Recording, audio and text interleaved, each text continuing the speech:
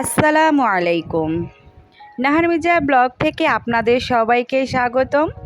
সবাই কেমন আছেন? আশা করছি আল্লাহর অশেষ রহমতে সুস্থ আছেন, ভালো আছেন। আলহামদুলিল্লাহ, আমরাও ভালো আছি। আরও একটি নতুন ভিডিও দেখার জন্য আপনাদের সবাইকে আমন্ত্রণ জানাচ্ছি। আশা করছি আমার আজকের ভিডিওটি আপনাদের খুব ভালো লাগবে।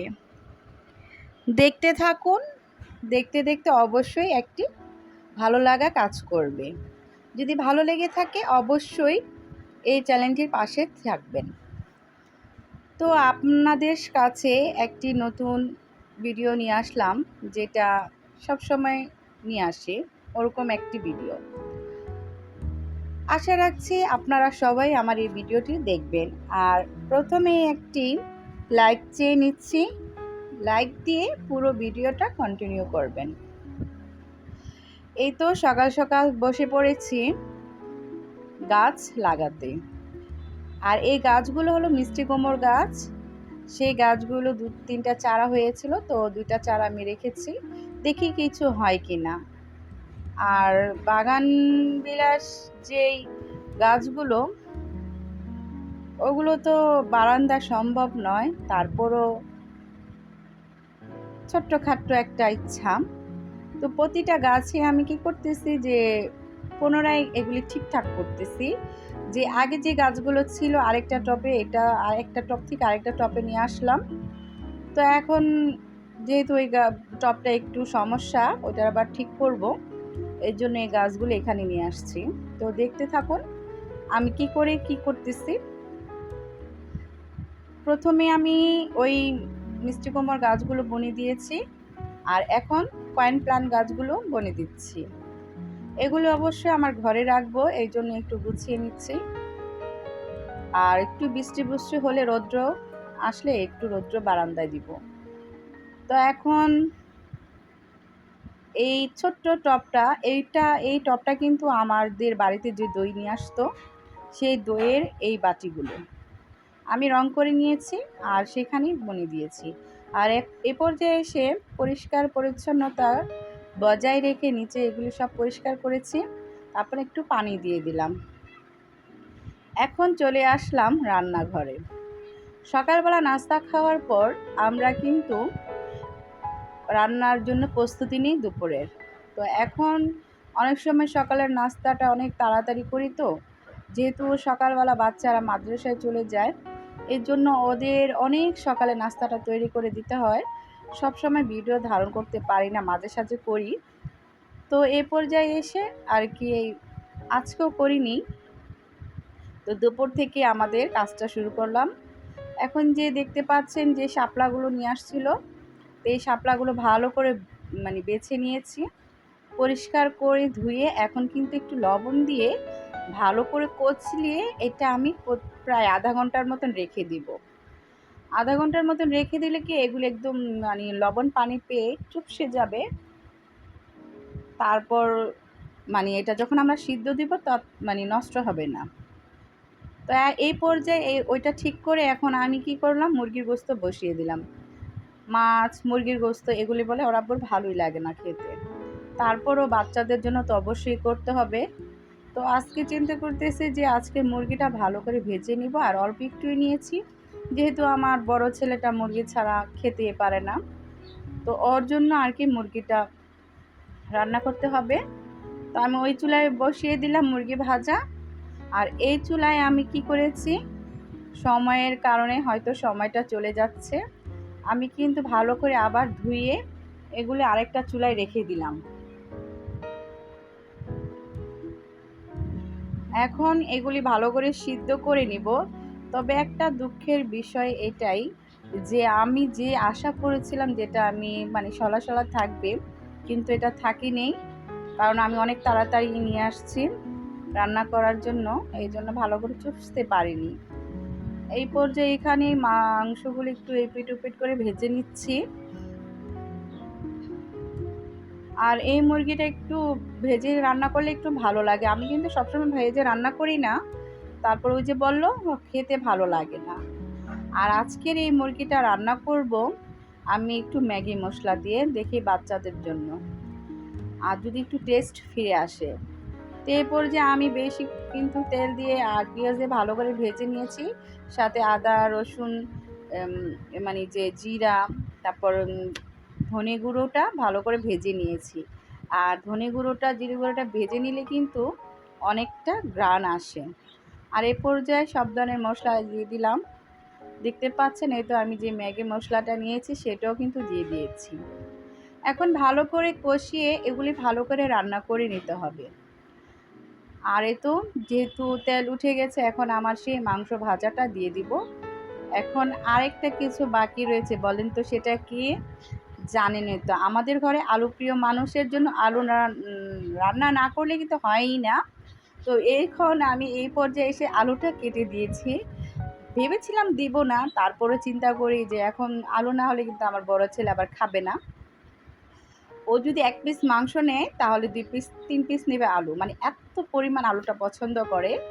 তো যে মাংসটা ভেজে রেখেছিলাম সেই মাংসের যে তেলটা ছিল, আর এখানে আমি কিন্তু আরেকটু তেল দিয়ে দিয়েছি, আর বেশ কিছুটা পেঁয়াজ দিয়েছি।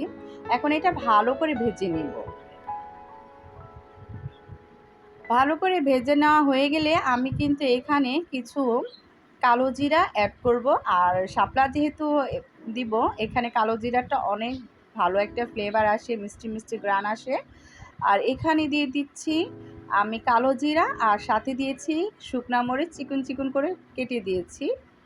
আর এখন আমি সেই শাপলাটা দিয়ে দিলাম।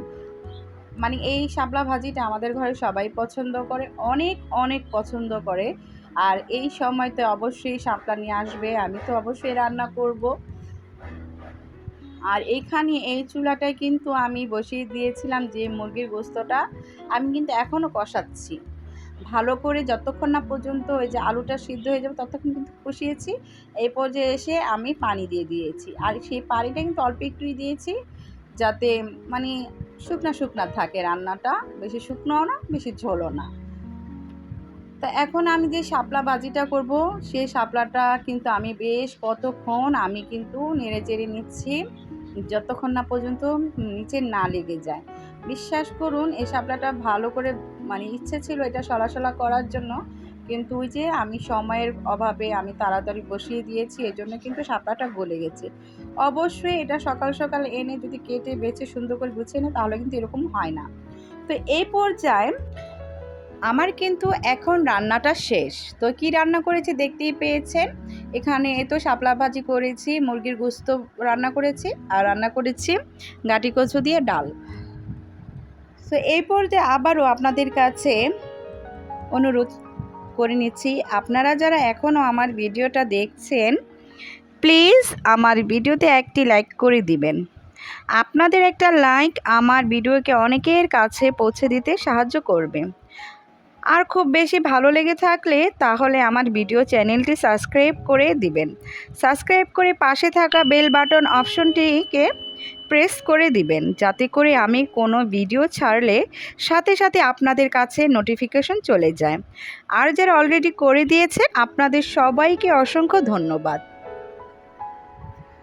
সব সময় বরাবরের জন্য একটা কথাই, সবাই কিন্তু আমার ভিডিওটা দেখেন ঠিক আছে, কিন্তু আপনারা কিন্তু লাইক দিতে ভুলে যান। সবসময় একটা কথা বলি, আমার প্রিয় বন্ধুরা এই চ্যানেলে যারা আছে তারা কিন্তু সবাই অবশ্যই মনে করে একটা লাইক আর একটা গঠনমূলক কমেন্ট করবেন। আর আমি কথা বলতে বলতে কিন্তু আপনাদের কাছে অনেক কাজ শেয়ার করলাম। এখানে ঘর গুছানো, ওই রুমটা অবশ্যই গুছানো হয়ে গিয়েছে, সেটা তো দেখতেই পেয়েছেন। আমি কিন্তু এই পর্যায়ে এই রুমে এসেছি, আমার মেয়ের রুমে। আর আমার মেয়ের রুম বলতে কি, এখানে আমাদের তো 2টা রুম, বেডরুম 2টা, একটা ডাইনিং। আর এখানে আমাদের যে বড় ছেলেটা কিন্তু মাদ্রাসায় থাকে আর ছোট ছেলেটা বাড়িতেই থাকে। তো এইখানে আমার মেয়ের রুমে কিন্তু সোফাগুলি রেখেছি, কিন্তু ডাইনিং অনেক জায়গা ছিল ওইখানে রাখি নাই। মানে একটা নেক্সট টাইম একটা অন্যরকম একটা চিন্তা ভাবনা আছে, তো এই জন্য আর কি এভাবেই রেখেছি সব সময়। তো দেখি, আপনারা দোয়া করবেন আমি যে চিন্তাটা করতেছি আমার এই চিন্তাগুলো যেন আল্লাহ তাআলা কবুল করে নেন। আমি তো এখন এই পর্যন্ত আমি এখানে যে এই বিছানাটাও গুছিয়ে নিব। আর আপনাদের কাছে সবসময় একটা কথাই বলি, আমার প্রিয় বন্ধুরা, আমার প্রিয় আপুরা, আমার সোনামণিরা, ছোট বড় যারা আছে অবশ্যই আমার পাশে থাকবেন। জানেন তো, আপনারা যদি পাশে না থাকেন তাহলে আমি কিন্তু কিছুতে এগোতে পারবো না। মাশাআল্লাহ, আমি কিন্তু আমার অনেক আপুদের কাছ থেকে অনেক সাড়া পাই। মাশাআল্লাহ, ওরা কিন্তু সবাই আমার ভিডিওটা মোটামুটি দেখে, কিন্তু একটাই সমস্যা, একটা কমেন্টও করে না ভালো, একটা লাইকও দেয় না। এটাই আমার সবচাইতে বড় কষ্ট। তো কষ্ট করে যেহেতু দেখেন এই বোনটির ভিডিও, তাহলে অবশ্যই একটা গঠনমূলক কমেন্ট কিন্তু করবেন। আমি এটা সবসময় আপনাদের কাছ থেকে আশা করি। আর যদি যাদের ভালো লাগে না তাহলে তারা স্কিপ করতে পারেন, কারণ আমার দৈনিক যে জীবনযাপন, সাদামাটা জীবনযাপন আপনাদের সাথে শেয়ার করছি, এটাই সবসময়। আমি সবসময় বলি যে আল্লাহ তাআলা আমাদের যেন যদি বেশি কিছু নাও দেয় তাহলে যেন কষ্ট না দেয়। যতটুকু আছি আলহামদুলিল্লাহ, আল্লাহ শুকরিয়া, আপনাদের দোয়ায় অনেকটা ভালো আছি। তো এই পর্যন্ত, এই তো আমার মোটামুটি বিছানাটা কিছু অংশ গুছিয়ে নিলাম। তো এখন বাকি যে সোফার যে ফোম-টোম এগুলি গুছিয়ে নিব, যেহেতু বাচ্চাদের ঘর। আমার ছোট ছেলেটা তো একলাই ১০০। তো ওই কিন্তু আমাদের ঘরে সবচাইতে বেশি অনেক বিরক্ত করে, যে একটা জিনিস গুছিয়ে রাখার পর আবার ও নষ্ট করে ফেলে। কিছু করার নেই, বাচ্চা মানুষ, এখনও ২ বছরের বাচ্চা। তো এই ২ বছরের বাচ্চার জন্য আর কি করার, আর কতক্ষণ বা ওর সাথে চিল্লাচিল্লি করা যায়। তো এই তো আমি কিন্তু এই তো আস্তে আস্তে ঘরটা গুছিয়ে নিচ্ছি। তো আমার যদি কোনো কথায়, কোনো ব্যবহারে, কোনো কাজে ভুল ত্রুটি হয়ে থাকে ক্ষমা সুন্দর দৃষ্টিতে দেখবেন। আর সব সময়ের জন্য আপনাদের কাছে একটাই, যে আপনারা যদি আমার পাশে থাকেন তাহলে কিন্তু আমার চ্যানেলটা অবশ্যই ভালো একটা পর্যায়ে যেতে পারবে, যদি আপনারা আমাকে সাহায্য করেন। যদি ভালো না লাগেও থাকে তাও তো আর কিছু করার নেই। তো আর বেশি জ্বালাবো না। তো আমার এখানে ঘরে অনেক কাজ আছে, সব কাজ তো আর আপনাদের সাথে শেয়ার করা সম্ভব নয়। তো এখানেই বিদায় নিচ্ছি। আপনারা সবাই ভালো থাকবেন, সুস্থ থাকবেন। আসসালামু আলাইকুম। আল্লাহ হাফেজ।